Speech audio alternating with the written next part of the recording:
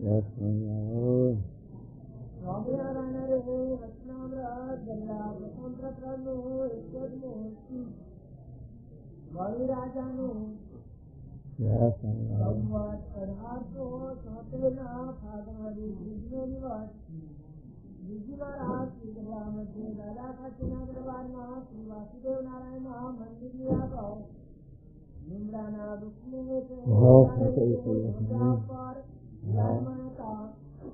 મેં ભીરકોળનું શ્વેત ધોતિયું મસ્તકે બાંધ્યું હતું. મેં શ્વેત પસેડી ઓઢી હતી. મેં શ્વેત ખેસ પહેર્યો હતો. મેં કંઠમાં શ્વેત પુષ્પના હાર ધારણ કર્યા હતા. મેં શ્વેત પુષ્પના તોરા કાંધમાં ડાબી કોરે લટકતા હતા. મેં પોતાના મુખારવિંદની આગળ મુનિ તથા બેઠી હતી.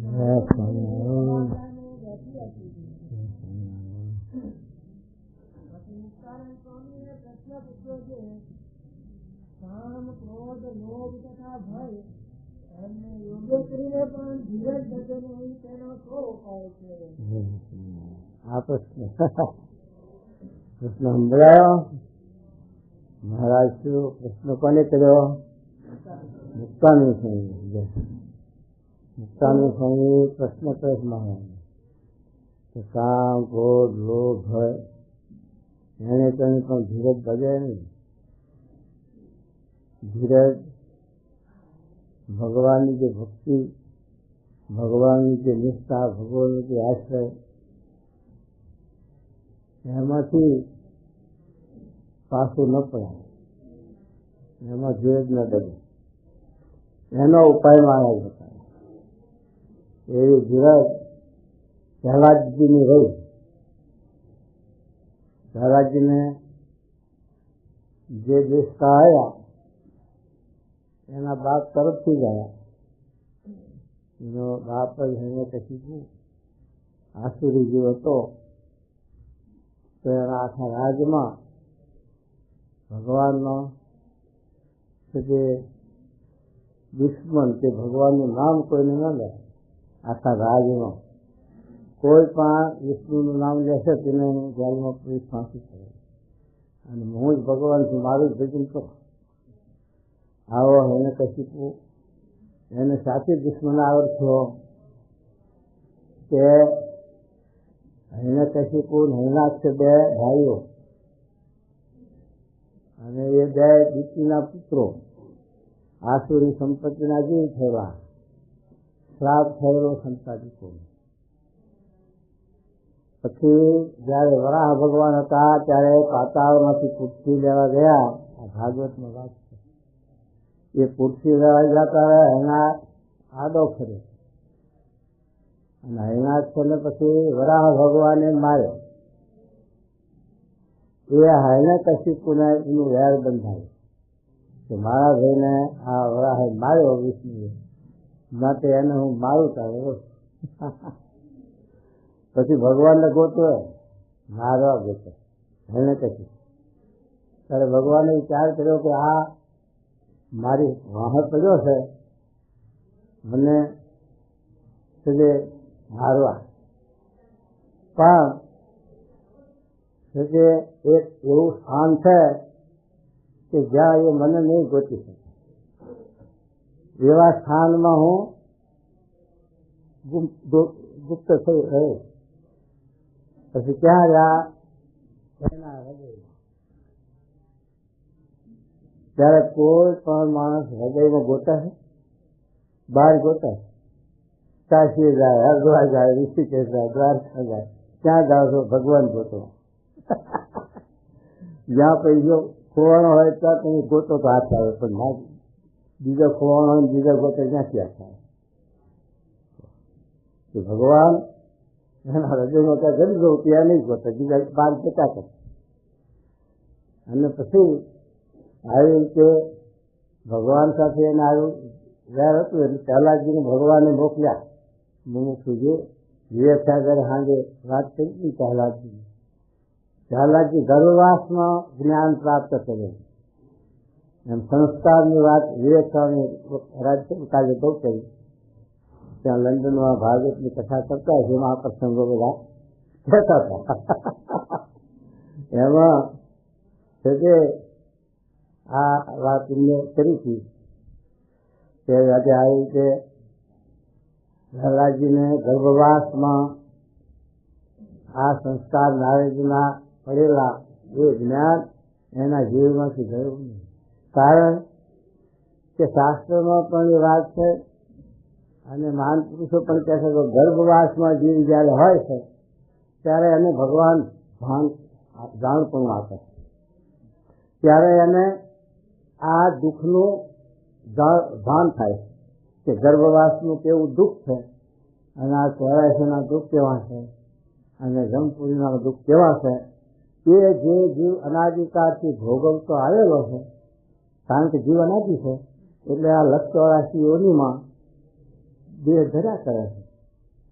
એ કેટલા વખતથી દેહ ધરશે તો એનું તો માપ જ નથી, કારણ કે અનાદિનો શું થઈ ગયું. આકાશનું માપ છે કે આકાશ 100 ગૌ 10 ગૌ 500 આગળ આવે ને આમ કહો બસ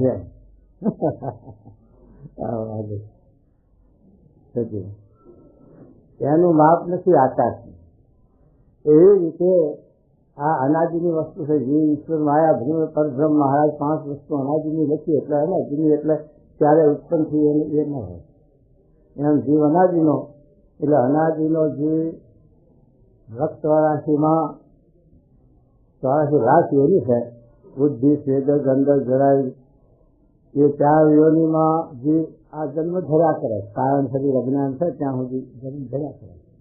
હવે એકવાર 84 ફરવી એમાં 3.5 કરોડ વાર પ્રાકૃત પ્રલય થાય ત્યારે આ જીવ 84 ફરી જાય અને મનુષ્ય દેહમાં આવે. આ ભાગવતનું રહસ્ય, શાસ્ત્રનું અભિપ્રાય, રાજ્યનું પ્રમાણ. એવા આ બ્રહ્માંડ 14 લોકનું એનું આયુષ્ય 2 પ્રાર્ધનું છે. 2 પ્રાર્ધની સંખ્યા તો 117 મીડા થાય ત્યારે પ્રાર્ધ થાય. 117 મીડા એનું નામ પ્રાર્ધ. એવા 2 પ્રાર્ધની આ બ્રહ્માંડની આયુષ્ય બ્રહ્માંડ. એ 2 પ્રાર્ધ પૂર્ણ થાય ત્યારે આ 14 લોકનું બ્રહ્માંડીનો નાશ થાય. એનું નામ પ્રાકૃત પ્રલય. ચોથો ત્રીજો પ્રલય થાય ભાગવત. પ્રાકૃત પ્રલય થાય. એ પ્રાકૃત પ્રલય એવા 3.5 કરોડ વાર પ્રાકૃત પ્રલય થાય એટલે 3.5 કરોડ વાર બ્રહ્માંડ ઉત્પન્ન થાય અને પાછું નાશ થાય.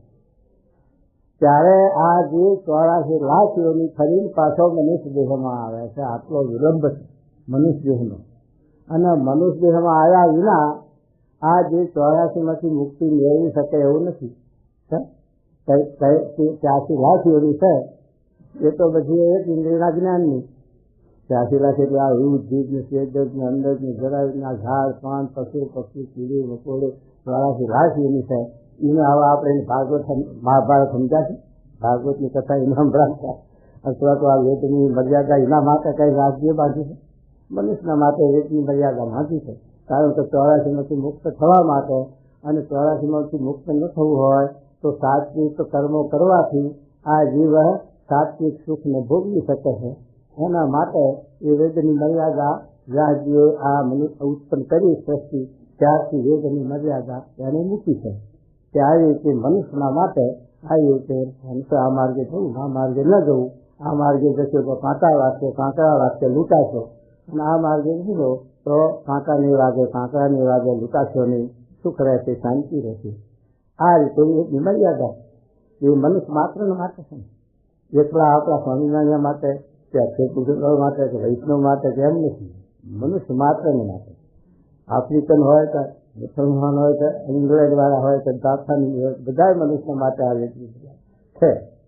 અને એ વેદની મર્યાદા ઉપરથી એવા હવના દેશમાં, હવના આશ્રમમાં, હવની ભાષામાં મહાન પુરુષો થયા. એમને હવની ભાષામાં જ્ઞાન ઉપદેશો કર્યા છે. કોઈ બાઇબલ લખ્યું, કોઈ પુરાણ લખ્યું, કોઈ આ ભાગવત મહાભારત એવું લખ્યું. એમ બધા નાખા મહાન પુરુષોએ એ વેદમાંથી આ સાથે ઉપદેશ જેટલો પોતાની સાંસમાં શક્તિ હતી, પોતાનામાં જેટલું શકે સમજી શકાય એટલો પાવર હતો, એ પ્રમાણે પબ્લિકને એમણે દોરવણી આપી છે. પણ મૂળ છે મનુષ્યના માતા શાસ્ત્રો એ જ મર્યાદા છે. તો એને અનુસરે અને એ જ મર્યાદામાં રહે તો કે આ જે દુઃખ ના 84 દેહ કરવા પડે પણ દુઃખ ના. અને ચોથું કર્મ તો મોક્ષના માટે નહીં કરે કે જે કર્મની વાસના, કર્મની ફળની ઈચ્છા, એ આખા ગીતાનો રહસ્ય એ છે કે હે અર્જુન, તું કર્મ તું પણ કર્મના ફળની ઈચ્છા તું છોડી. કર્મના ફળનો તું ભોગવી નથી. તારે કર્મ કરવાની ફરજ છે પણ ફળની ઈચ્છાની ફરજ નથી. એ મારા હાથમાં સ્વીકાર્યું. એટલે નિષ્કર્મ કહે તો છે કે ભગવાન ભાગવત ધર્મનું પોષણ થાય, ભગવાનના ધામને ભગવાનના પદને પામે એટલે આ જીવ લક્ષ 84માંથી મુક્ત થાય. એટલે ભાગવતની અંદર 31મો અધ્યાય રસોસા 3જા સ્કંધમાં કે આ જીવને ગર્ભવાસમાં જાણપણું આવે છે, ભગવાન આપે છે. એને જયારે ભાન થાય છે આ દુઃખનો, ત્રાસનો, ગર્ભવાસનો, ત્યારે એ જીવ પોકાર કરે, હે ભગવાન બહુ દુઃખી છે, હવે તું મને અહીંથી મુક્ત કર તો હું તને નહીં ભૂલું. હવે તારી જિંદગી કરીશ, તારું ભજન કરીશ, તને સંભાળીશ, માટે તું મને અહીંથી છોડ. એમ ગર્ભવાસમાં આ જીવ પોકાર કરે છે. 31મો અધ્યાય 3જા સ્કંધનો ભાગવતમાં લખે. ત્યારે ભગવાન એમ કહે છે કે આ વખત નથી, તું અનંત વાર ગર્ભવાસમાં મારો પોકાર કરે, પણ બહાર આવ્યા પછી તું મને ભૂલી જા. હું કરે છે ને બાળક, તો હું આવીને તું તારે મારે કાંઈ વાંધો નથી લેવા દેવા. એટલે તું મને આ સંસારનો, આ જગતનો, માયાનો વાયુ અડે છે તને, એટલે તું મને ભૂલી જા. માટે આ ફેરે તો તને હવે છોડીશ. બહુ પોકાર કરે છે ત્યારે ભગવાન કહે છે તું મને જમાન આપ, જમાની આપ, સાક્ષી મને આપ કોઈ, તો તારો જમાન કોઈ થાય તો તને મુક્ત કરવું આવશે. ત્યારે હવે એવા લીચા માણસનો કોણ જમાન થાય? સારો માણસ કોઈ હોય તો એનું જમાન થાય, ને કઈ જમાની એને પૂરી કરવી પડે. સારા માણસ ના હોય, લીચો માણસ હોય એની જમાની કોઈ કરે, કારણ કે માથે પડે જમાની, એટલે ન કરે. ત્યારે પછી જમાન કોણ શું? જમરાજ. યમરાજોએ કહ્યું, યમરાજે કહ્યું અમે જમાન થઈ ગયું, પણ પોલરા જમાન થઈ. પોલરા એટલે શું કે એને શિક્ષા કરીએ, ભગવાનના ભગત શિક્ષા કરીએ, પણ ભગવાન ભજાવ્યા એ અમારાથી નથી. એવા જમાન થઈ ગયું. તો એ રીતે યમરાજા ગમન થઈ અને આ જીવને ગર્ભવાસમાંથી મુક્તિ આપી. તો પણ આ જીવ ગર્ભવાસમાંથી બહાર આવ્યા પછી એ દુઃખની ભૂલવણી થઈ જાય છે અને આ ભગવાનની જે પોકાર કરતો તે ભૂલી જાય છે. અને પછી આ હવા લાગી જાય છે. પછી કુસંગના શબ્દો 70ના વક્તાવતમાં લખ્યા મહારાજે કે આ તારું ઘર, ના તારી બેડી, ના તારો કાકો, ના તારો મામો, ના તારી ફોઈ, ના તારી માસી, ના તારી મમ્મી. આ કુસંગીના શબ્દો જીવ છોકરાના સંસ્કાર સંબંધીઓ નાખવા માંડ્યા અને એને લઈ અને જીવમાં એવું દઢ કરાયું. હવે આત્માને જીવને આપણે કઈ તું આત્મા છે માન, પણ આપણે તો એક વાર સમજાયું, 2 વાર સમજાયું, પેલું તો આનંદ જન્મથી આ કુસંગીના શબ્દો તો ધૂળ થઈ ગયા. પછી આ શબ્દો ક્યાંથી અડે એકદમ. એ એટલો દાખલો તો નહીં કર્યો. છોકરો જન્મે અને જરાક જે 2 મહિનાનું થાય ત્યાંથી શબ્દો નાખે. બાબલા તારું નામ શું? બાબલા તારું નામ શું? તે ઘૂંટાવે. એવું ઘૂંટાઈને જડ કરે 1000. પછી એને જીવમાં રૂઢ થઈ જાય કે મારું નામ ફલાણું. પછી કોક એને ગાળે, હે બાબલા એમ ટેન્શન ગાળે તો ચોટી ઊભી થાય છે નહીં. તારે આ નામ ખોટું છે હાથું, તો પછી નામ ઉપર તમને કેટલો અભિનિવેશ થઈ ગયો. નામ દઈને તમને કંઈક કહે તો ગાળે તો ધોકો લે. તમારું નામ આ ખોટું છે અને તમારું આ દેહ ખોટું છે તો તમને કેમ લાગ્યું? એ મહારાજ શાસ્ત્રમાં બહુ પોકાર કર્યા છે. દેહના માટે અને આત્મા અનાત્માના વિવેકના માટે શાસ્ત્રોમાં બહુ કર્યું. મહારાજે પણ આત્મા અનાત્માનો વિવેક પછી સારંગપુરનું ચોથું, સારંગપુરનું 12 અને સુમાલીના વચનાત્મા વાલા ધ્રુવનું આ દ્રષ્ટાંત આપ્યું છે. મહારાજ આ અહમ મમત્વના ઘાટ કેમ પડે? હું ને મારું એ જ માયા છે. છેલ્લાના 39 મહારાજ હું ને મારું એ જ માયા છે. એ માયા તાળવી એ માયાને કર્યો. અને તે નારદ સુખસંકારજી કહે પણ ભગવાનની પાસે એમ પ્રાર્થના કરી શકે, હે મહારાજ તમારી અહમ મમત્વ રૂપી માયા થકી રક્ષા કરજો, અને અહમ મમત્વ રૂપી માયાને કર્યા હોય એવા તમારા જે ભગવત ભક્તો એમનો સંગ થજો. આ 39ના વચના શબ્દો છે આપણા ધર્મ મહારાજના.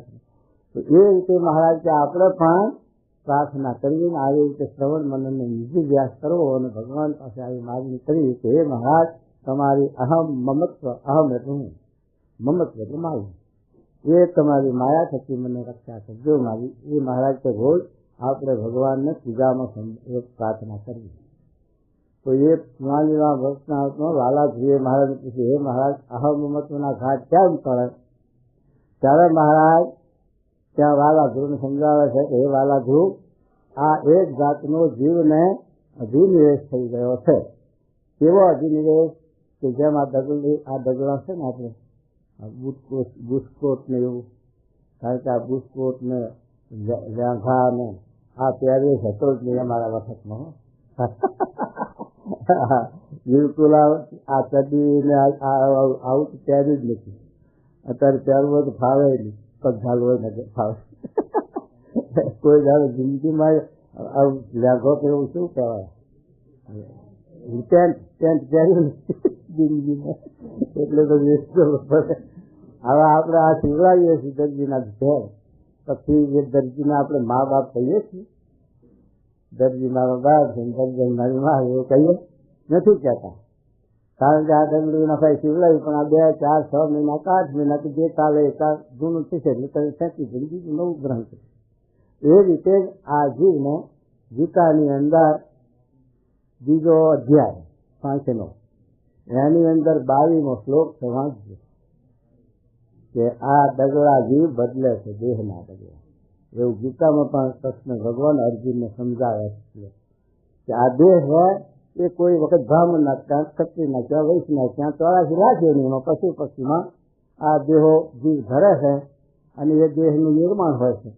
કોઈ દેહ કઈ અખંડ રહે?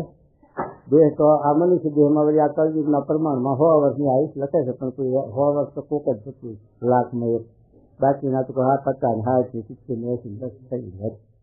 એ દગડા જૂના થાય છે, બદલી નાખે છે, બીજા દગડામાં પ્રવેશ ભગવાનના કર્મ પ્રમાણે દગડો તૈયાર કરે, એ દગડામાં પ્રવેશ કરે. પછી એને આપણે મા બાપ માની અને એનો મમત્વ બાંધી અને સુખી દુઃખી થઈએ છીએ, એમાં એની વાસના સંતિમાં બંધાઈએ છીએ. એ ક્યાં સુધી રહે? 5 મિનિટ ક્યાં સુધી પછી રહે? ખબર નહીં. આપણો જન્મ બીજો, આપણું જૂનું ઘર હોય ને આપણું જૂનું કે જન્મ સ્થાન હોય એના પાડોશમાં જ આપણો બીજો જન્મ આવે તો આપણને ખબર છે કે આ અમારા મા બાપ હતા, એના દુઃખે દુખ્યા, એના સુખે સુખ્યા થઈએ છીએ? નથી થતા. કારણ કે જીવને ભગવાને જાણપણું આપ્યું નથી, અને એ જાણપણું આપ્યું હોત તો આ સૃષ્ટિનો કર્મ ચાલે જ નહીં. ચાલે તો એ સજી મહારાજ કહેતા કે આવી રીતે આ દેહ છે એ આ દગડાના ઠેકાણે છે.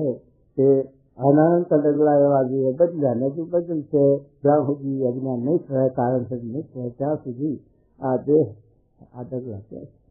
હવે એ અધિનિવેશ થયો એને આપણે સુધી હું કોણ? અમીન ફલાણા ગામનો, મારું નામ ફલાણું, મારી નાત ફલાણી, હું ઊંચાપુરનો. આ બધું એ શું છે? દેહાભિમાન થઈ દીધું છે.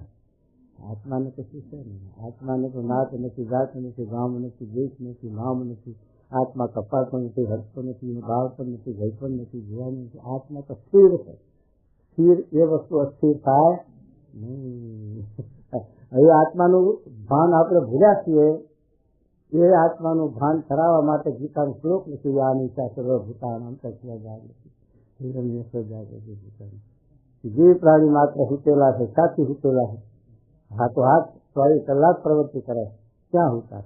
પણ પોતાની ભાન જુદા છે, સૂતેલા છે. આવી રીતે એને આ શાસ્ત્રો પોકાર કરી જગાડે છે કે જાગ, હવે તારે ઘણા જન્મથી તું ઊંઘેલો છે, પણ હવે જાગવાનો તને ટાઈમ આવી ગયો છે, માટે તું હવે જાગૃત થા. એટલે મહારાજે પરસુનું વિસ્તૃત વચન આવતા આવ્યું છે, અજ્ઞાનીમાં અજ્ઞાની કોણ છે?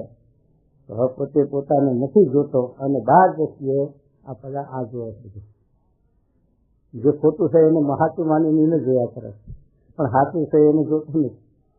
એ અજ્ઞાનીમાં અજ્ઞાની ઘેલામાં ઘેલો નીચ આવા ઉપમાઓ આપી મહારાજ પછી વચનાવતમાં.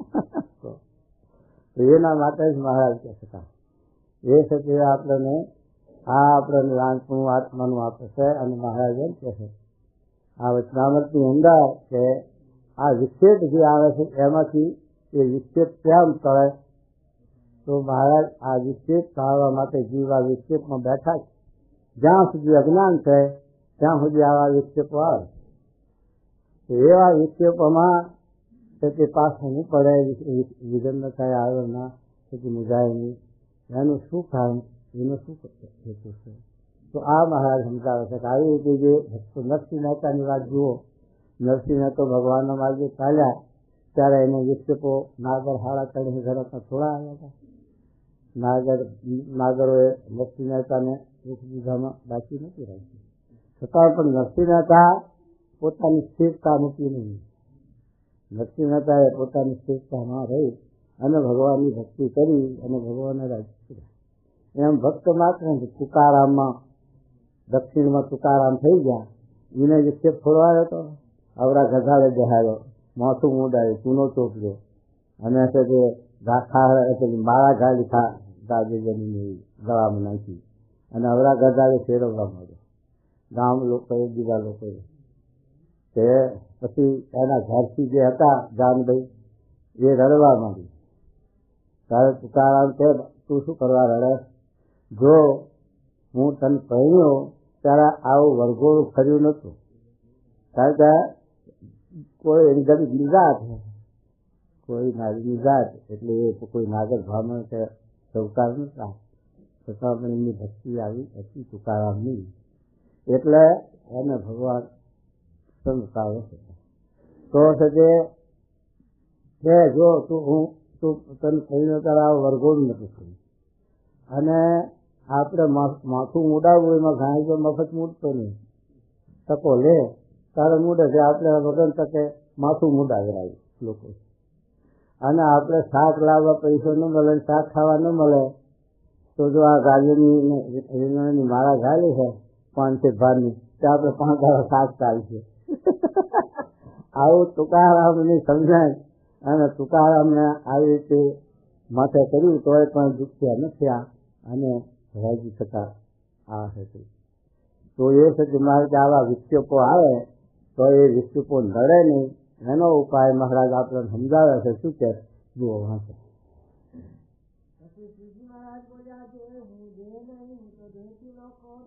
મહારાજનો ઓફિસ થઈ ગયું હતો આત્મા એક બતાવ્યું બીજું થાય તો એ આપણે વિચાર કરવાનો કે આ તો એક આ મકાન છે, એમાં આપણે ચૌકા કરીએ તો મકાનમાં કોઈ માણસ ન હોય તો કોઈ મકાન બોલશે?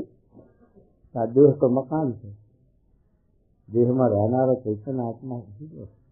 એને આ મકાનના આ બારણા છે ને, દરવાજા, પેલી કોઈ બારણી છે, આની કોઈ બારણી છે, આ બાજુ છે, એમ આને 9 દરવાજા. આ કાયા નગરીને 9 બારણા છે. તો જીવાત્માને જો કઈ જોવાનું મન થાય 5 દ્વારે આવીને જોઈએ, સાંભળવાનું મન થાય કાન દ્વારે આવીને સાંભળે. જે સાંભળનારો જે જીવાત્મામાં બેઠો છે ન હોય પછી દેહ તો એવું ને એવું હોય, પછી એને સંભળાવો બોલાવો બોલે છે. પેલા બાજન રાજા હતો. બાજન રાજાને 13 તુંબા લશ્કર અને મોટો જબરો રાજા. એ 13 તુંબા લશ્કર પણ એને મૃત્યુનું ખબર નથી, મૃત્યુનું ભાન નહીં. દુનિયામાં મારા મરવું પડે છે એ મોહનગરીમાં ભાન ના રહે. ઘણા માણસોનું એ ભાન નથી હોતું કે મારે હવે મરવાનું છે, મારે જવાનું. તો એ છે કે બાજન રાજાને લશ્કર લઈને જતો તેમાં ઊંટિયું મરી ગયું. ઊંટ મરી ગયું એટલે લશ્કર જરા શોધ્યું. ત્યારે રાજાએ પૂછ્યું, આ લશ્કર ક્યાં મરતું, કેમ ચાલતું નહીં? કે ઊંટ મરી ગયા.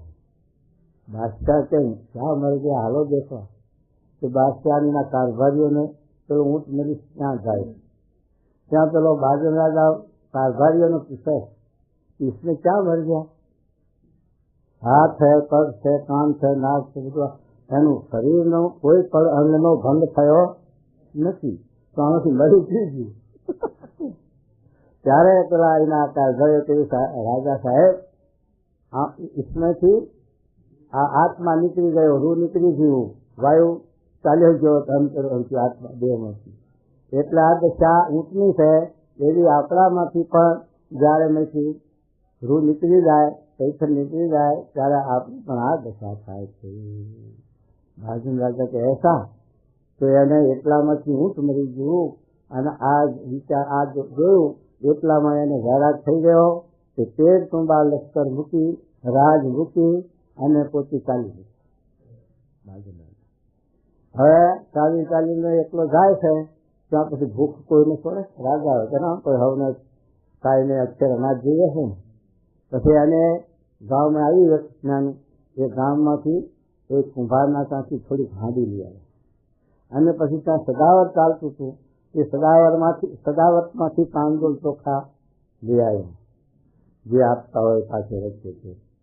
અને પછી એને ગામની પાદર આવી, ત્યાં જળાશય કૂવો પાણીનો આધાર જોઈ અને ત્યાં ઝાડ વખત પછી ત્યાં આટલી અમે હવે અને બાપુ પેલી હાંડી લાવેલો, એમાં એ ચોખા નાખી અને પાણીને સગવડ થઈ જોઈ અને ચૂલા ઉપર મૂકી અને હેઠળ બરતું કરવું, તાપ કરવો, અને એવી રીતે મહેનત કરે છે.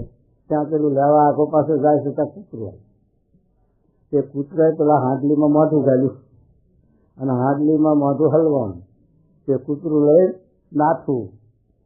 ત્યારે બાજન રાજાએ વિચાર કર્યો કે હું રાજમાં હતો, લશ્કરમાં હતો, ત્યારે મારું જે રસોડું 300 ઊંટ ઉપર રસોડું ભરાય.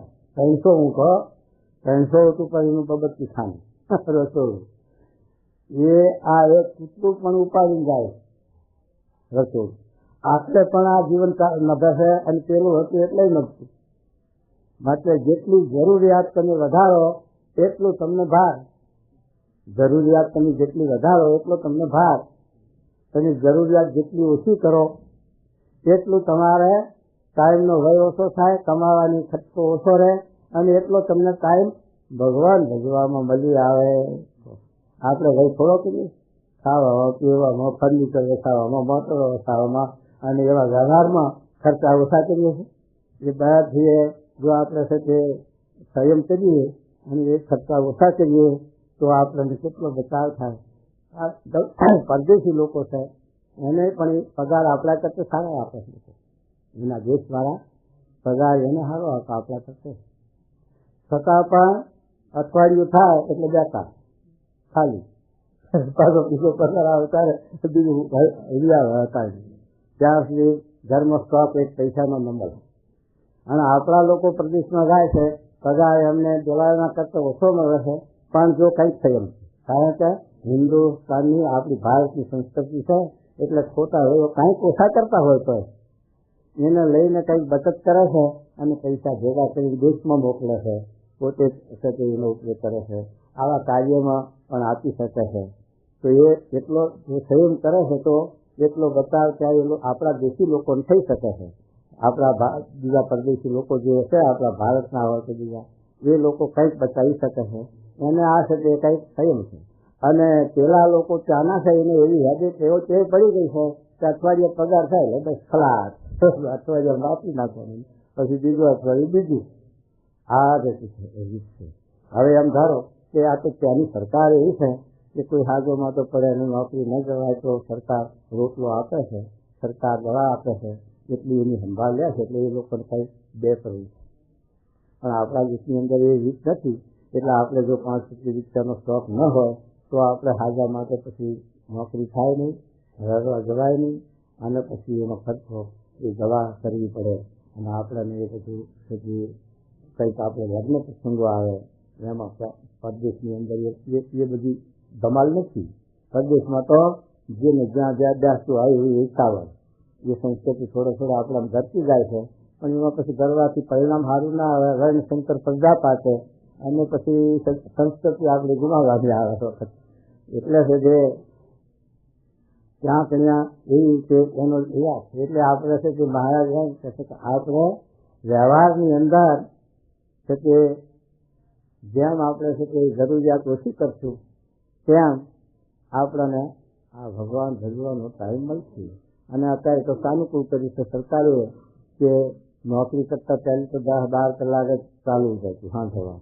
અત્યારે તો 8 કલાકનો ટાઈમ જ આપ્યો થઈ ગયો. 8 કલાક નોકરી 16 કલાક ફાજલ આપ્યા તો પણ જીવ ભગવાન ભજી શકતો નથી. એટલી જીવની જાફડી છે.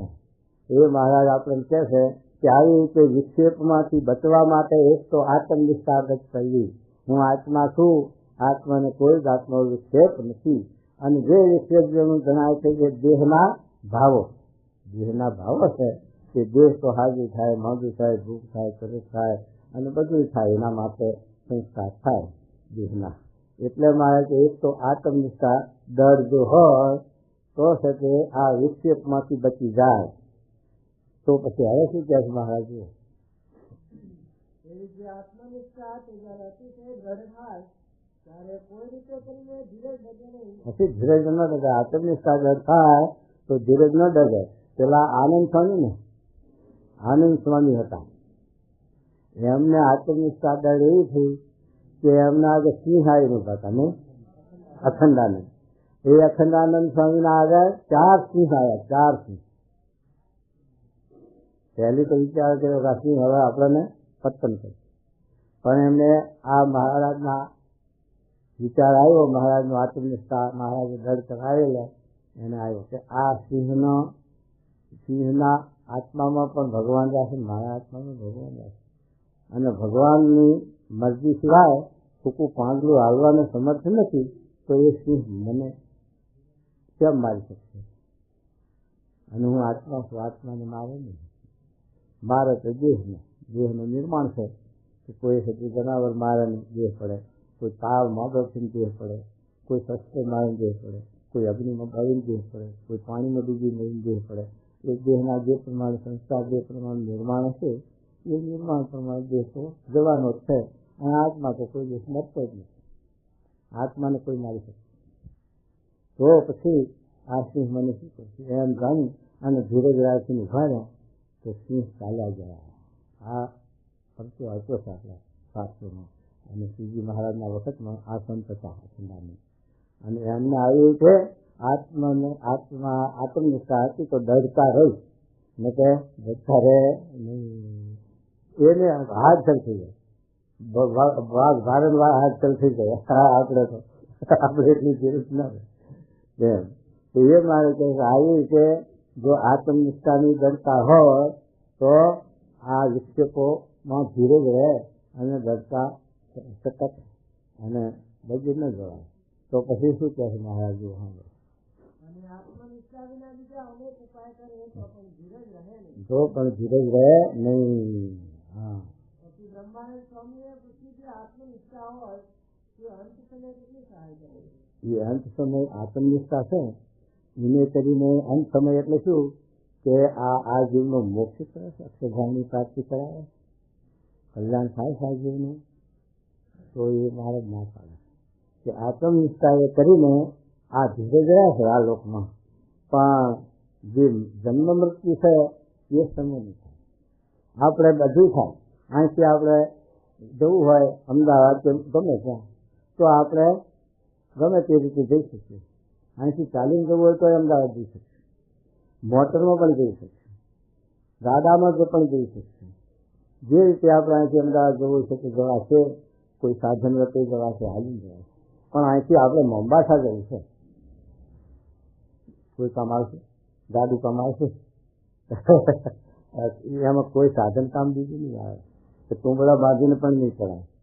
ખાટલામાં બાટલા ચાલે ત્યાં અને ખાટલો પછી પાણી તરતો નદીઓ ઉતરે છે, તળાવ ઉતરે. પણ મોમ્બાસા એ કોઈ સાધનની કામ નહીં. મોમ્બાસા જવા માટે તો જરૂર આગ બોટનું પ્લેનની જરૂર પડશે. ત્યાં તો એમ આ લોકની અંદર આવા વિક્ષેપો આવે એની અંદર આત્મનિષ્ઠા રૂપી જે સાધન, આત્મનિષ્ઠા રૂપી જે આપણું પ્રયત્ન પુરુષાર્થ એને કરીને એ આપણે ઓળંગી શકશે.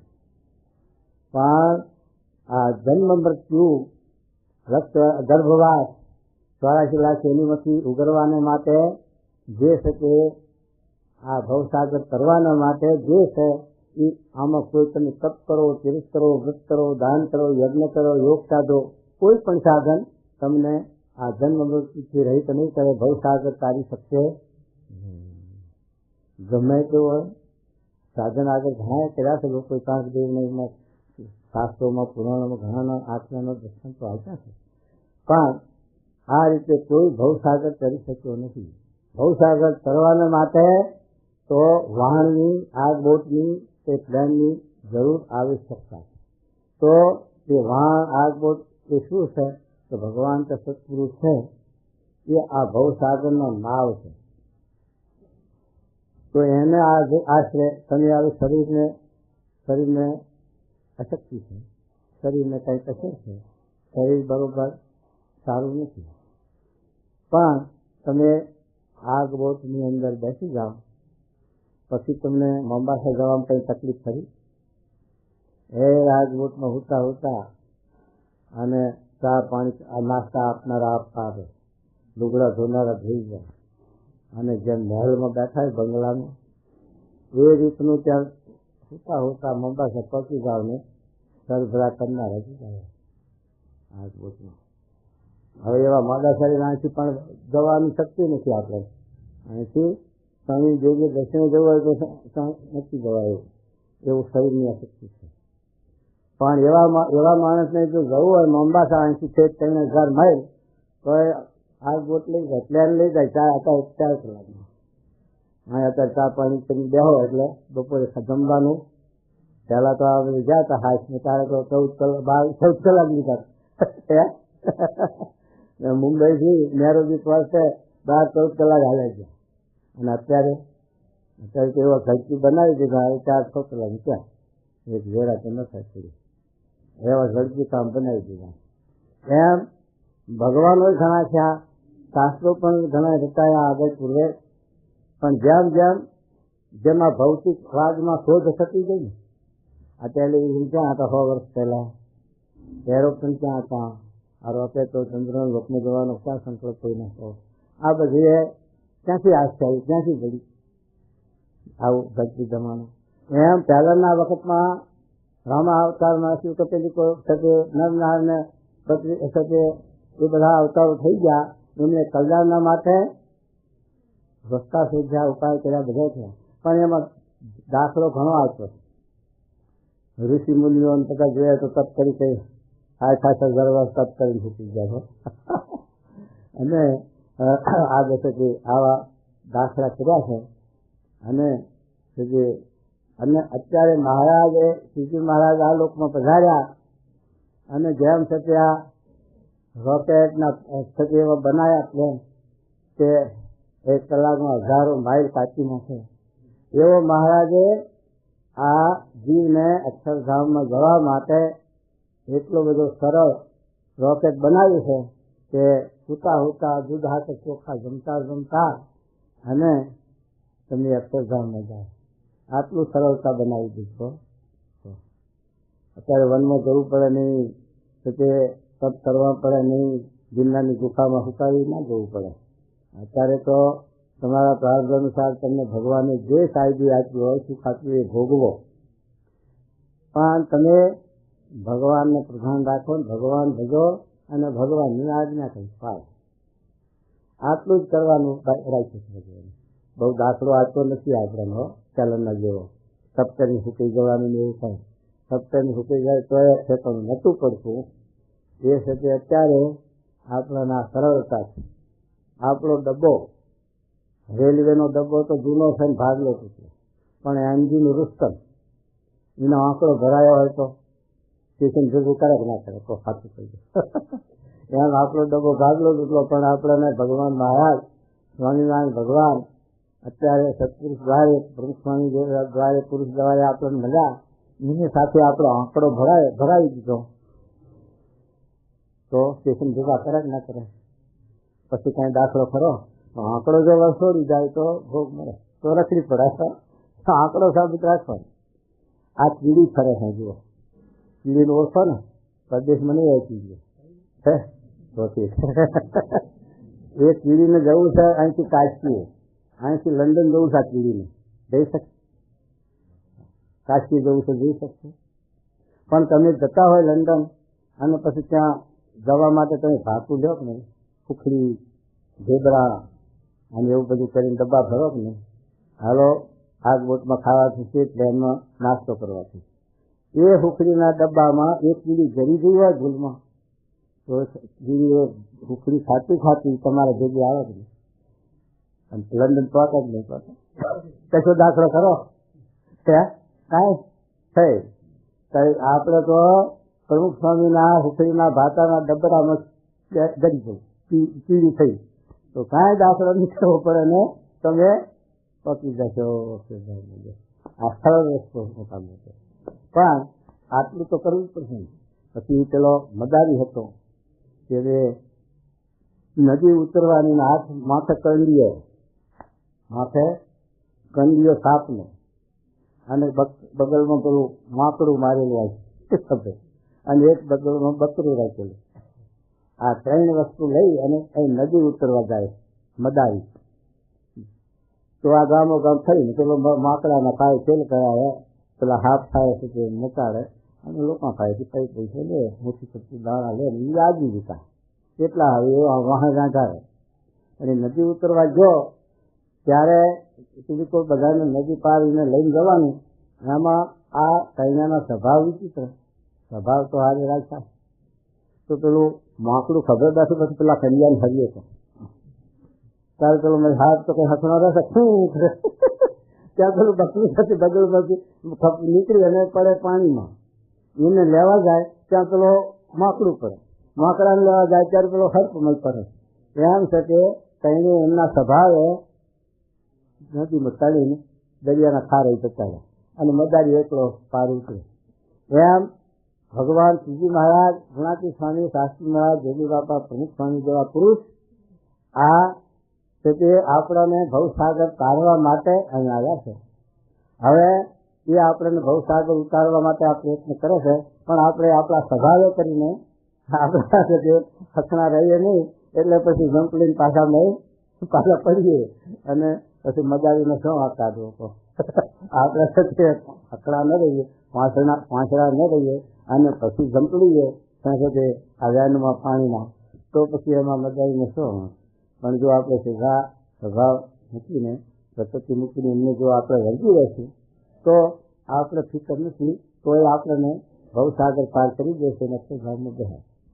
તો એટલા માટે મહારાજ કહે છે કે આત્મનિષ્ઠા છે એ આ લોકમાં જે વિક્ષેપો આવે છે એમાંથી શીખ્યો રહી શકે આત્મનિષ્ઠા વાળો, પણ જે આ ભવસાગર કરવો, ભગવાનના પદને પામવું, એ તો ગીતામાં કૃષ્ણ ભગવાન અર્જુનને કહે છે કે હે અર્જુન, હું મારા બળે કરી તને મારા ધામને પમાડીશ. આ શબ્દ છે ગીતામાં. અને વેદ રસની અંદર મહારાજે કહ્યું કે હું મારા બળે કરીને મારા અક્ષરધામને પમાડીશ, ત્યાં તમારું બળ કઈ હાલે એવું છે નહીં. માટે મોટામાં મોટો ભવસાગર કરવાને માટે એક આશરામાં આ એટલું જોવાનું કે આપણે જે શકે આશરો પકડ્યો એ સાચો છે તો ખોટો, એટલું જોવું છે. ખોટો હોય તો વિષમાં ડૂબાડે, અજવસ ડૂબાડે મારી પાસે, એટલા માટે એ જોવું પડે. તો હવે મારે શું કહેવું છે?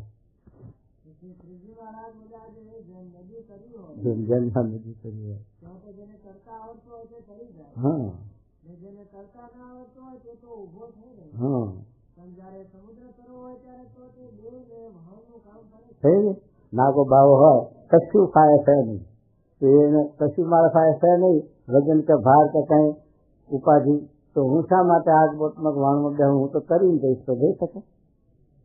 એ નહીં વાણમાં બે જાય નાગા બાવાનું. અને તમે એવું ગ્રસ્ત તમારે બે છોકરા ઘર વખરી બધું હોય અને લઈને આગ બોટમાં બેસી જાઓ તો હામાં કાંઠે જાય તમે પેલો બાવો બેસી જાય. બાવો કે ના મારા સાહેબ કશું નહીં બેવું, હું તો તરી જઈશ, તો મગજમાં થઈ જાય અને ગ્રસ્ત એમની ન જઈ શકે. એ બધું ઉતારો લઈને બે આગ બોટમાં તો હામાં કાંઠે જતો રહે. એમ મહારાજ આ વાત આપણે પોતે સમજાવ્યા છે. આપણે જો એના ઉપર જો વિચાર કરી ધ્યાન કરીને આપણે વિચાર કરીએ તો આપણને ભગવાનનો આશરો દર્શાય અને ભગવાનનો આશરો છોડાય નહીં. આપણે કૂવાની અંદર પડી ગયા હોઈએ અને આપણે કૂવાની અંદર મૂળાડું આચાય ઝાડનું, કારણ કે કાંઠે ઝાડ હોય ને એના મૂળ કૂવામાં ફૂટે છે. એ જો આપણે જોયું હોય છે કૂવામાં, એ મૂળ કૂવામાં કોઈ પડી ગયો હોય પછી મૂળાડું હાથ આવી જાય તો એને પકડી જાય, પછી એને હિંમત રહે ને તમારા દીદી નહીં. પણ કોઈ તમારે જેવો ઉપરથી કાંઠે નહીં કહે તમે 5,000 રૂપિયા આપણે મૂકી દે તો મૂકે એ મૂળાડું તો કે તરહારે જઈને બેહું પછી કોને ખાવા 5,000 તો ભગવાનની જે ઉપાસના એને દઢ કરીને રાખી, ભગવાનનો જે આશરો જેનો આશરો એને લાજ. તો રઘુવીર કે આશરો ક્યાં બગડે તા કાજ. માણસનો આશરો હોય છે તો કેટલું આપણે હું ફરે, તો પછી ભગવાનનો આશરો હોય તો પછી એને જો એનો મહિમા હોય તો કેટલી હું ફરે. તો શું કહે છે? હા ભગવાનનો ભક્ત હોય તેને સિદ્ધિઓ આજે આવે છે કે જેને ભગવાનના ડગમગાટ હોય તેને જ આવે છે, નિશ્ચય વાળાની સિદ્ધિઓ આવે પણ એ સિદ્ધિઓને ગંગારે. રામકૃષ્ણ પરમહંસ જયારે ગંગા કિનારે બેઠા છે, બિલોર મઠ જોયો છે દ્વારકા આત્યા છે કલકત્તામાં, એ બિલોર મઠ છે એ રામકૃષ્ણ પરમહંસની આશ્રમ છે, જગ્યા છે, ત્યાં સન્યાસીઓ રહે છે. એમના આશ્રમ બધા દિવસ ત્યાં ઘણા છે. ત્યાં વિવેકાનંદ નહીં બાવલું છે ને રામકૃષ્ણ પ્રમુખ નહીં બાવલું એ અમે ગયા હતા કલકત્તા જેવી બાપાને અમે ગયા હતા સ્વામીને. પણ એ છે કે એક હશે કે ત્યાં ગંગા કિનારે હશે કે રામકૃષ્ણ પ્રમુખ બેઠેલા, ત્યાં એક છે કે સિદ્ધિવાળો માણસ કે જેને એવી સિદ્ધિ મેળવેલી તો પાણી ઉપર ચાલ્યું, એ પાણી ઉપર ચાલતો આવે ને જાય તો એ રામકૃષ્ણ પ્રમુખને એની કંઈ પેલું નહીં, કારણ કે તો ભક્તરાજ તો એને એવું કંઈ પેલું નહીં, તારે સામેથી કરો પૂછે કે હું આ પાણી ઉપર ચાલ્યો જાઉં છું, આવું છું, તમે મને કેમ પૂછતા નથી આ તમે કેવી રીતે સિદ્ધિ મેળવી. તો પછી રામકૃષ્ણ પ્રમુખ કહે છે કે તમે આ પાણી ઉપર ચાલ્યા જાઓ છો, ચાલ્યા આવો છો, એ સિદ્ધિ મેળવવા માટે તમે કેટલું તપ કર્યું, કેટલા મંત્ર જપ્યા, કેટલી સાધના કરી. તો કે હું 5, 10, 15 વર્ષથી આ સાધના કરું ત્યારે આ સિદ્ધિ મને પ્રાપ્ત થઈ. તો પછી રામકૃષ્ણ પરમહંસે શું કીધું કે તમે 15 વર્ષ દાખલો કરીને આ 2 પૈસાનું કામ કર્યું. કેમ 2 પૈસાનું? તો કે અહીંથી આ હુરિયાવાળો સામા કાંઠે 2 પૈસામાં લઈ જાય. એમાં તમે પાણી ઉપર ચાલે, એમાં આત્માનું છે, આત્માનો મોક્ષ, આત્માના કલ્યાણ માટે તમે શું કર્યું બતાવો. તો વિચારમાં પેલો પડી ગયો કે વાત સાચી. માટે સિદ્ધિઓ ભાગવતની અંદર 15મો અધ્યાય છે. એ 15ના અધ્યાયમાં 23 સિદ્ધિઓ લખી છે. એમાં 8 કે 10 તો મોટી લખી છે અને બીજી નાની લખી છે. એવી સિદ્ધિઓ મેળવ્યા છે કોઈ કામદેવી એવી સિદ્ધિઓ મેળવી હતી. સિંહની અસવારી કરી, સર્પનો તાબૂત કર્યો. જો તમે જ્ઞાનેશ્વર ગીતા વાંચી હોય તો એની અંદર આ આખ્યાન આપેલું તો એને એ જ્ઞાનેશ્વરે અષ્ટાંગ યોગ સાધેલો અને સિદ્ધિઓ પણ મેળવેલી. સિંહની અસવારી કરીને પેલા જ્ઞાનદેવના સામે જાય ત્યારે જ્ઞાનદેવને એમ થયું કે આને આ સિદ્ધિઓનો અહમ છે. એ તો પેલા જ્ઞાનદેવ તો જ્ઞાની હતા, ભક્ત હતા, ભગવાનના આશ્રિત. એને ભગવાનના પ્રતાપથી ઓટા ઉપર બેઠા હતા કે ઓટાને હલાવે એના સામે. ત્યારે પેલાને ગર્વ ઉતર્યો કે આ મેં તો આ સિંહ તો ચૈતન છે, આ તો જળને હલાવ્યો. પછી તે એની બહેન હતી જ્ઞાનદેવની, એને આ કામદેવને કહ્યું કે આટલું બધું કરવા છતાં, દાખલો કરવા છતાં કોળો ઢાંકો દે ને. ત્યારે પછી કામદેવે જ્ઞાનેશ્વરનો સમાગમ કર્યો અને જ્ઞાનેશ્વરને ગુરુ કર્યા. ત્યારે એને ભગવાનનો આશરો, ભગવાનનો સંબંધ, ભગવાનનો મહિમા સમજાણો. ત્યારે એની સિદ્ધિઓનો અંત આવ્યો. ને કે ત્યાં સુધી સિદ્ધિઓમાં હલવાનો હતો. એમ અત્યારે આપણે કોઈ અષ્ટાંગ યોગ સાધે અથવા કોઈ આમ ત્યાં અમેરિકામાં, આફ્રિકામાં અહીંથી મહાત્માઓ જાય છે ને તો આમ બિહારે બધાને ધ્યાન કરો, પ્રાણાયામ કરો, એમાં લોકો અંતરી જાય છે, એમાં લેવાઈ જાય છે. એમાં લોકો મહારાજે પતિના વચનામાં લખ્યું કે ગોપીઓના જેવું પ્રેમ ભગવાનના વિશે થાય તો એને વગર અષ્ટાંગ યોગ સાથે સજાઈ રહ્યો છે. અષ્ટાંગ યોગ સાધીને જો કરવાનું છે એ જો ન કર્યું તો અષ્ટાંગ યોગ ભાગરૂપ છે. અને ગોપીઓની પ્રેમ રક્ષણા ભક્તિ એવી હતી કે વેદની સ્મૃતિઓ લખાઈ ગઈ. હવે શું સાધન કરતી હતી? બકરા ધોઈ ખાતી તો એ ત્યારે જ જપ ને તપ ને યોગ સાધતી છે તો પણ કૃષ્ણ ભગવાનને વિશે આત્મબુદ્ધિ હે એવું થઈ ગયું કે અસાધારણ. તો ગોપીઓ કે જે વેદની સ્મૃતિઓ લખાણી અને અત્યારે શાસ્ત્ર માત્રમાં ગોપીઓનો પ્રેમ વખણાય બધાના કરતા. અને કોટી કબીરા ગોપીના પ્રેમ આગળ કોટી કબીરા ઉડ્યા. કબીરા તે સાધન કરાવે પણ એના આગળ ગોપીઓના પ્રેમ આગળ એનો પણ ગણતી હિસાબ નથી. એવું જો આપણે ભગવાનના સત્કૃષ્ણમાં આત્મબુદ્ધિ એક થઈ જાય એ સાધનનો અંત આવી જાય એમ છે. શું કહેવું?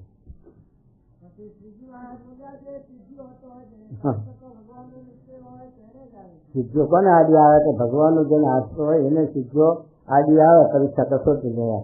બાકીને તો સિદ્ધિઓના દર્શન જ દુર્લભ છે. બીજા સિદ્ધિ મળે જ નહીં, હાથ આવે જ નહીં. અને આ આવે ગોવિંદ સ્વામી હતા, સાધુ હતા, રસ્તામાં જતા હતા, રૂપા બહુ. એક બાની રાજાની બાની હતી, દાસી હતી કંઈક નોકર. એના પાસે 10,000 સોનું અને પછી રસ્તામાં બેઠી. ગોવિંદ સ્વામી ત્યાં સોનું અને હું તમારું ઘર માંડવું છે. ગોવિંદ સ્વામી ત્યાં મારા વાત લીધે ને મારા ભગવાનની શાસ્ત્ર લખી છે કે ભગવાન નીકળે એને સિદ્ધિઓ આડી આવે છે. માટે આ સિદ્ધિ મારે આવી. પછી લુગડું ખાય હતું, આ લુગડું તમે હાથવો હું આવું બહિર્ભૂમિ જઈને એમ બાનું કાઢી અને પછી આ ઝાડુ પેલું ઝાડુ કંઈ ભાગી ગયા પણ ઘરમાં આવ્યા નહીં. એમ ભગવાન નીકળે એને આવી સિદ્ધિઓ આડી આવે. પણ જો તે સમજણ હોય અને ભગવાનનો મહિમા હોય તો સિદ્ધિમાં લોભાય તો લેવાય નહીં અને ભગવાનના માર્ગમાંથી પડે નહીં અને જુદા પડી જાય. ઘણા એવા સિદ્ધિઓવાળા દુનિયામાં મંત્ર નાટકને ચેતકને બતાવનારા આ મબત થયેલો તો આપણે નિરાળાનો તો પણ ગાડી ઉભી રાખે, ગાડીઓ થોભી ગઈ એટલું ઇનામ સિદ્ધિ મેળવેલી. અને ટિકિટો આપે સ્ટેશનમાંથી આમ ટિકિટો લઈ લે મંત્રથી અને પછી લોકોને આપે. કે ગાડીવાળાઓ એનાથી કંટાળે તો ગાડીવાળાઓ છે એને 5 ટિકિટો ફી આપી હતી કે તારે 5 માણસ હોય ત્યાં સુધી ગાડીમાં તારે ફરવાની છૂટી, તને ટિકિટ નહીં લેવાની, આવી ફી આપી હતી. તારે આવી સિદ્ધિઓ મેળવે. પણ એ જ કહેતો હતો શકે કે આ જે સિદ્ધિ મેળવી અને આ સિદ્ધિઓ માટે જે દાખલો કરીએ છીએ એ આત્માના માટે તો અધોગતિ. કારણ કે સાધનાઓ છે દેવોની નલિન દેવોની કે આની અંદર કાંઈ આત્માના કલ્યાણનું કે મોક્ષનું કે કશું સાધન નથી. અને આ સિદ્ધિઓમાંથી અમારો ઉદ્ધાર કાંઈ છે જ નહીં, એ પોતે કહે.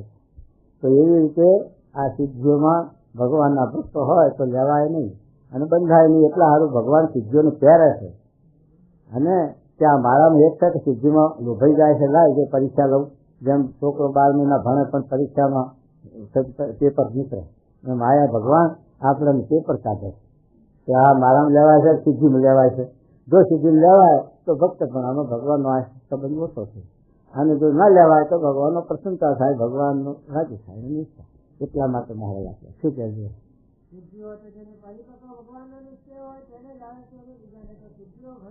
દુર્લભ છે. હા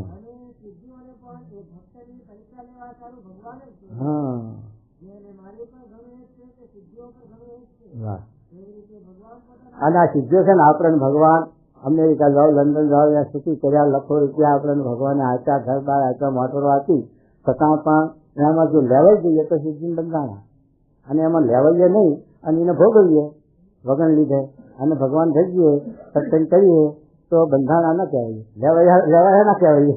એમ આ છે જ ભગવાન પોતાના ભક્તની પરીક્ષા જુએ છે. પછી જો એ પાકો ભક્ત હોય ને ભગવાનના બીજું કામ થાય છે ને નિર્વાસનિક એવો એકાંતિક ભક્ત હોય તો ભગવાન પોતે તે ભક્તને વશ થઈ જાય છે. નિર્વાસનિક એટલે તમે પહેરો છો એ કાઢી નાખી દેવું એ નિર્વાસનિક પણ નથી. પહેરવા છતાં પણ એની અંદર આસક્તિ મોહ ન રહે એ નિર્વાસનિક છે. રાજા જનક રાજ કરતા હતા છતાં પણ રાજ નાશ છે એમ જાણતા હતા તેવી રીતે કહેવાનું. એમાં આપણે આ વ્યવહારમાં રહ્યા છતાં પણ ભોગવવા છતાં પણ છતાં એમાં આસક્તિ ન હોય અને ભગવાનમાં વર્તી હોય તો એકાંત નિર્વાસ અને છોડીને મૂકી દો અને ગિરનારની ગુફામાં જઈને બેહો છતાં પણ જો દેહાજીમાં ન હોય તો વાંચતા તો ગામમાં જ બેઠો એમ એટલે સમજણની વાત થાય. હવે એમ વામનજીએ બલિરાજાનું ત્રિલોકીનું રાજ્ય લઈ લીધું નહીં. અને 14 લોકના 2 પગલા કર્યા અને ત્રીજા પગલા ચાલીથી બલિરાજાએ પોતાનું શરીર આપ્યું. હા એવી રીતે શ્રદ્ધા સહિત ભગવાનને સર્વસ્વ આપ્યું તોય ભગવાને એને વગર વાંકે બાંધ્યો. બલિરાજાને એ તો હતો પહેલા દીકરાનો દીકરો, પહેલાદ નો રોહિત ને વિરોચન, અને વિરોચન નો અબલ, અને બળી નો બાણાસુર. એ આ બળી રાજા છે તે હતો તો આસુરી સંપત્તિમાં, આસુરી માયામાં હતો, જીતીનો દીકરો. છતાં પણ એનામાં આટલું સંસ્કાર હતા, એને લઈ અને ભગવાનના વિશે એને કંઈક આસ્થા હતી. શું કહે છે? એવી રીતે શ્રદ્ધા સહિત ભગવાનને સર્વસ્વ આપ્યું તોય ભગવાને એને વગર વાંકે બાંધ્યો તો પણ ભક્તિ થતી પડ્યો નહીં. પડ્યો નહીં. બલિરાજાનું 8મા સ્કંધની અંદર ભાગવતમાં 8-10 અધ્યાય હતા. બલિરાજાનું આખ્યાન 15 થી 23 સુધી બલિનું જ આવ્યું. 15મા અધ્યાયથી 23ના અધ્યાય સુધી બલિરાજાનું આખ્યાન આપ્યું છે કે એને બ્રહ્માના ઉપર તપ કરીને અને સિદ્ધિ મેળવી અને ઇન્દ્રનું બધું સ્વર્ગ લઈ લીધું. પછી અદિતિ જે ઇન્દ્રની માં, દેવોની માં, એ અદિતિ પછી કશ્યપ મુનિ પાસે ગઈ, પોકાર કરે છે એને કે તું તપ કર અને પછી તને ભગવાન પ્રસન્ન થશે, તારી રક્ષા કરશે. એટલે ભગવાન એને તપ કર્યું. પછી એના ઘેર ભગવાન વામનજી અવતાર લીધો અને પછી બલિના યજ્ઞમાં ગઈ 3 ડગલા પૂરતી માગી અને પેલું બધું પડાવી દીધું. અને પછી ઇન્દ્રને પાછું મૂક્યું અને એને પછી મૂક્યો ત્રીજા પાતાળમાં. અતળ, વિતળ ને સુતળ, ત્રીજું પાતાળ છે એ સુતળ. એ સુતળની અંદર પછી બલિરાજાને મૂક્યો અને પછી ત્યાં પછી એને રાખ્યો. અને ભગવાન છે તે એને પ્રસન્ન થયા તો કે માગ, તો ભગવાન એને માગ્યો કે મારા દરવાજે અખંડ ઉભા રહો. કે ભગવાનને અત્યારે બલિના દરવાજે રહેવું પડે છે. તો એ ભગવાન એમને વશ થઈ ગયા બલિના. એ વાત કરી હરી પોતાની અનન્ય ભક્તિ જોઈને પોતે ભગવાન તે બલિના બંધનમાં આવતા. અને ભગવાને તો બલિરાજાને ક્ષણ માત્ર બાંધ્યો હતો. અને ભગવાન તો એની ભક્તિ રૂપી દોરીએ કરીને બંધાયા કાયમ બંધાણા. પેલો તો ભગવાને તો બલિને ક્ષણ માત્ર બાંધ્યો, પણ આ તો ભગવાન તો એને વશ થઈ ગયા કાયમ. હરે આજ દિવસ સુધી તો અખંડ ભગવાન બલિને દરવાજે ઉભા છે. અત્યારે આપણે શાસ્ત્ર ક્યાં છે, મહાન પુરુષો ક્યાં છે કે બલિના બંધનમાં આવ્યા હતા ત્યારે પેલી પટરાણીઓ હતી ને, કે એને પોકાર કર્યો કે આ તો બલિરાજાએ ભગવાનને બાંધ્યા તો અમારું શું થશે. ત્યારે પછી બ્રહ્મા અને શિવજીએ એમને રાહત આપી કે ભાઈ અમે 4 મહિના જઈશું અને 8 મહિના વિષ્ણુ ભગવાનને સુતા કરીશું તમારા માટે, જાઓ. એટલે અત્યારે 4 મહિના બલિના પાતાળમાં શંકર ભગવાન જાય છે, વિષ્ણુ ભગવાન જાય છે ને બ્રહ્મા જાય છે. એ આપણે જાણીએ છીએ ને કે શંકરની જાય છે શિયાળામાં ભણમાં બલિના દરવાજે, અને આ ચોમાસાની અંદર વિષ્ણુ ભગવાન જાય છે. ત્યારે આ દેવ પૌધીને એકાદશી, દેવ પૌધની દેવ જાગે છે. એ શનિ તહેવાર આવે છે ને, ત્યારે સુધી કાર્તકી એકાદશીએ ભગવાન બલિના દરવાજે ગયા અને પછી ભાદરવાની એકાદશીએ આ છે તે પાહુ મળે છે. અને પછી અષાઢ સુધી એકાદશીને વિશે બહાર આવે છે અને પછી મોકલે છે પેલા શંકર બ્રહ્માને કે વિષ્ણુ શંકરને. એમ આ આપણા શાસ્ત્રોના ઇતિહાસ કહે છે, પુરાણો કહે છે. શું કહે જુઓ હરી. અને બલિરાજાની દ્રષ્ટિ થકી ફળ માત્ર પણ ભગવાન થતા નથી. આપણે પણ સર્વવાસના ખાલીને અને ભગવાનને સર્વસ્વ અર્પણ કરીને ભગવાનને સર્વસ્વ અર્પણ કર્યું. ભગવાન કઈ લઈ જાય, દાદા ખાતે અર્પણ કરી ક્યાં ઉપાડી જાય. અને જેને જેને ભગવાનને અર્પણ કર્યું તો આ બધું ભગવાનનું છે, આપણું કાંઈ નથી. હું તો ગુમાસ્તો છું, હું તો મહેમાન છું. આવી રીતે જે વર્ત્યા છે ભગવાન કાંઈ લઈ ગયા નથી, છતાં પણ એને બંધન થયું. એટલે આપણું જે બધું છે દેહ, ધન, ધામ, કુટુંબ, પરિવાર, એ મહારાજે વચનાત્મા રઘુવીરજી મહારાજે કહ્યું કે ભગવાન અર્થે કૃષ્ણાર્પણ કરી રાખવું તો આપણને બંધન નહીં કરે. ભગવાનને સર્વસ્વ અર્પણ કરીને ભગવાનના દાસ રહેશું. એમ કરતા ભગવાન આપણને વધુ દુઃખ દેશે, કસણી લેશે તો ભગવાન પણ પોતે આપણે વચ્ચે થઈ જશે. બળીના કોઈ આપણા વશ ભગવાન થશે. એમ છે આ માટે જે પોતે ભક્ત વત્સલ છે, ભક્ત વત્સલ છે ભગવાન, અને કૃપા સિંધુ છે, કૃપા સિંધુ છે. જેની પોતાના વિશે અતિ ભક્તિ છે તેને પોતે આધીન થઈ જાય. આધીન થઈ જાય. પછી તે પ્રેમ ભક્તિ યુક્ત જે ભક્તનું મન તે મરણથી દોરીએ કરીને બંધનમાં આવે છે, આવે છે, તેથી છૂટવાને સમર્થ થતા નથી. માટે જેમ જેમ ભગવાન આપણને પસંદમાં રાખે તેમ તેમ વધુ રાજી થવું જોઈએ. જે ભગવાન જેમ જેમ મને વધુ દુઃખ દે છે તેમ તેમ વધુ મારે થશે વાહ, અને પલ માત્ર મારાથી છેટે નહીં રહે. નહીં રહે. એવું સમજીને જેમ જેમ ભગવાન અતિ તકલીફ દેતા જાય તેમ તેમ અતિ રાજી થવું. તકલીફ તો દેતા જાય તો બરોબર છે, અને સહન કરવું કૃષ્ણ ભગવાનની હયાતીમાં. પાંડવોના થઈ મામાના દીકરા, પણ એના માટે પાંડવોને કેટલું દુઃખ થયું. 12 વર્ષ વનવાસ ને કારાગૃહમાં પૂર્યા, પછી કેટલું. અને પોતાને જ કોને કૃષ્ણ ભગવાનને જેલમાં જન્મ, વસુદેવ દેવકી જેલમાં કેવો છે કે આ દેશ થાય. એમાં મહારાજે હરિચંદ્ર ભંગિયાના ઘેર બેઠા સતના માટે પાંડવોને આવું દુઃખ થયું. હરિચંદ્રને એવા ભક્તોના છે હરિગુણ ગાતા દુર્જનિયાનો ધડક નમક ધારીએ એક કીર્તન 4 પદનું છે. એની અંદર આ આખ્યાનો આપ્યા છે. એ લોકોને ભગવાનની હયાતીમાં ભગવાન ભેગા હતા છતાં પણ કેવા સહન કર્યા. અને દુઃખ એવું તો દુઃખ આપણને ભગવાન આપતા જ નહીં, અને થઈ નહીં આપણા માટે તો કેવું. આ તો સાધારણ વ્યવહાર છે, પહેલું આવે વ્યવહાર છે ઊંટના બેહાણા જેવો. ઊંટ ઉપર બેસી કે કાસડા માણસે કર્યા તો એ છતાંય પણ આમ તો થાય. જો ના હાલત ત્યારે થાય દુઃખ, એટલે આમ તો થાય. એમાં સંસારમાં છીએ કે બધી વાતે સુખી હોય તો આમ તો થાય થોડું ઘણું હોય. કાં તો દીકરો હાથ કુપાતો કાં હગો વાલો એવો મળે, કાં તો કાંઈ હોય કાંઈક ને કાંઈક ઉપાધિ. આ સંસાર એવો છે દુઃખી, એટલે કંઈક હોય. પણ જે આગળ ભક્તોને જે કસોટી લીધી છે એવી તો ભગવાન લેતા જ આપણા માટે તો બહુ સરળ થયા છે ભગવાન માટે. આપણે છે તે સબ શ્રદ્ધા રાખી અને આ ભગવાનનો આશીર્વાદ રાખવો, અને આ સમાગમ છોડવો નહીં, અને વ્યવહાર કરવો. વ્યવહારમાં શું છે ફેરાવું. એના માટે એમ નથી કે બધા બાવા થઈ જાય એવું નથી, બાવા થવાની જરૂર નથી. એ તો જે જેને જ્યાં આશ્રમ જે લખ્યો હોય પ્રાર્થના એ પ્રમાણે પરિસ્થિતિ થવાની. આપણે છે તે છોકરાને ત્યાગી કરવો હોય તો થાય નહીં, અને ન કરવા થવા દેવો હોય તો થઈ જાય. પેલું ખેંચે થાય તો ખેંચે. એ માટે એ તો હોય ઈચ્છા પ્રમાણે પ્રમાણે બધું થયા કરશે. એ આશ્રમોનો કંઈ માધ્યમ નથી બહુ. વર્ણ આશ્રમ છે એ તો ઉલટા બંધન થાય. વર્ણ આશ્રમ તેની આજ મહાવિકટ છે તે પાધરી વાત છે ચેમકી છે. વર્ણ આશ્રમની આજ બહુ છે, એ સીધી વાત એના આત્માની ક્યાંથી સમજાય એમ છે. વર્ણ આશ્રમનું માન વિચાર વગર આ છે તે ભક્તિ થતી નથી. જો મીરાબાઈએ વર્ણ આશ્રમનું માન રાખ્યું હોત તો રોહિદાસનો સમાગમ કરત. રોહિદાસ કોણ હતા? નાગર ને કપટ. હવે રોહિદાસ કપટની જાતિ એકાંતી ભક્ત. એ મીરાબાઈના ગુરુ રોહિદાસ દુનિયા ગાય છે. હવે જો અત્યારે કોઈ રોહિદાસ હોય તો આપણે સમાગમ કરવા તૈયાર થઈ શકીએ? કેટલું આડો વર્ણ આશ્રમનું આદિ આવે એમ કહેવાનું હતું. હવે શાસ્ત્રી મહારાજની વાત જ જુઓ. આ પ્રાગજી ભગત કોણ? જ્ઞાતિ દરજી, અને વળી પાછા દરજીમાં એક ગ્રસ્ત મવાના. અને શાસ્ત્રી મહારાજ તો વડતાલમાં મંગળધારી વિજ્ઞાનાનંદ સ્વામીનાથી, વળી ભાગવતમાં ભરેલા વિદ્વાન શાસ્ત્રી, છતાં પણ એ વર્ણાશ્રમનું માન મૂકીને પ્રાગજી ભગતને સમાગમ કર્યો.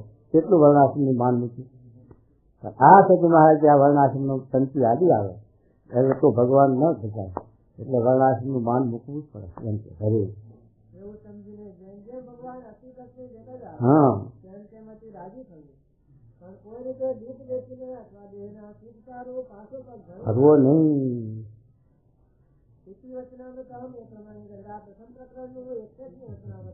મહારાજે કેવી વાતો કરી છે. એક વચનામૃતમાં 4 વેદ, 6 શાસ્ત્ર, 18 પુરાણ, મહાભારત, ઇતિહાસ બધાને સાર મૂક્યો. એક જ વચનામૃત વિચારીને જીવનમાં ઉતારે અને એ પ્રમાણે જીવન જીવવા માંડે તો સુખના ઢગલા છે. જેવા સાધુ છે છતાં પણ એની પાસે નથી રહેવાતું, અને દોડી દોડીને ઘર સામો જવાય છે.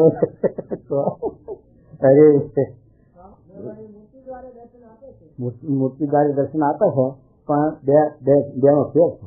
એ સ્થાવર તીરથ અને આ જંગમ તીરથ. સ્થાવર તીરથ છે એ આપણે દર્શન કરવાથી ઇન્દ્રિયોનો પાપ બળે, સદબુદ્ધિ આપે આપણને. આ જંગમ તીરથ ઓળખાય. અને જંગમ તીરથ દ્વારે ભગવાન તો એ આ મૂર્તિઓમાં જે ભગવાન રાખે આ સત્પુરુષ મેળા 68 વચનાવત મહારાજ સમજાવ્યું છે. 8 પ્રકારની મારી પ્રતિમા અને 9માં છંદ, એમાં હું અખંડ રહ્યો એ મહારાજ પોતે બોલે છે વચનાવતમાં. અને એ જંગમ તીર્થ છે, આ સાવર તીર્થ છે. સાવર તીર્થ હરખરે નહીં, જંગમ તીર્થ હરખરે. જો ફીરતા સંત સમાજ મિલે તો સર્વે મનની ભ્રાંતિ ટાળે.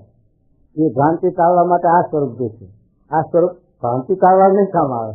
અને આ શાસ્ત્રોમાં જોયું કે જેને જેની ભ્રાંતિ ટળી છે તે ભગવાનથી કસત પુરુષોથી જ ટળી છે, મૂર્તિઓથી નથી ટળી. મૂર્તિઓ પૂજવાના માટે બરોબર છે, અને એને લઈને સંસ્કાર થાય, એને લઈને સદબુદ્ધિ આવે, ઇન્દ્રિયોનો પાપ બળે, એ બધું થાય. માટે આપણે તો મૂર્તિઓમાં અને સત્પુરુષમાં બધાય પણ આસ્તિક ભાવ રાખી અને ભક્તિ કરવાની છે.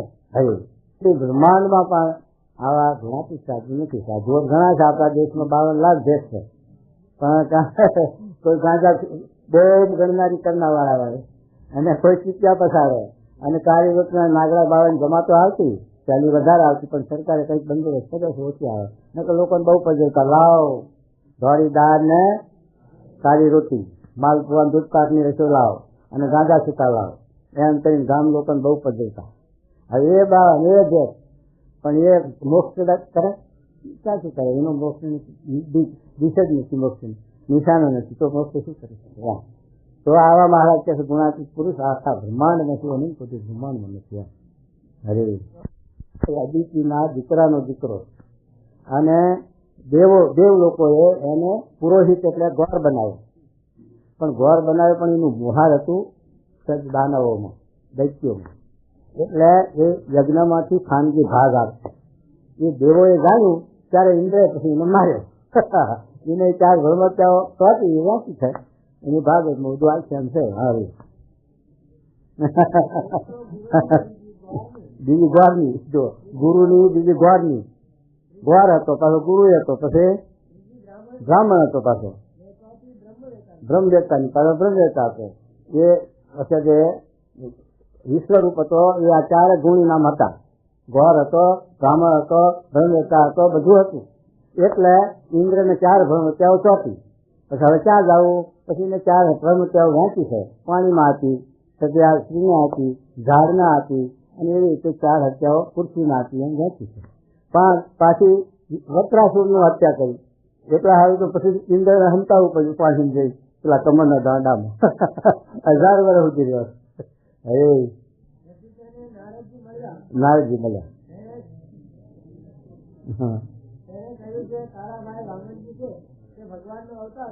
અવતાર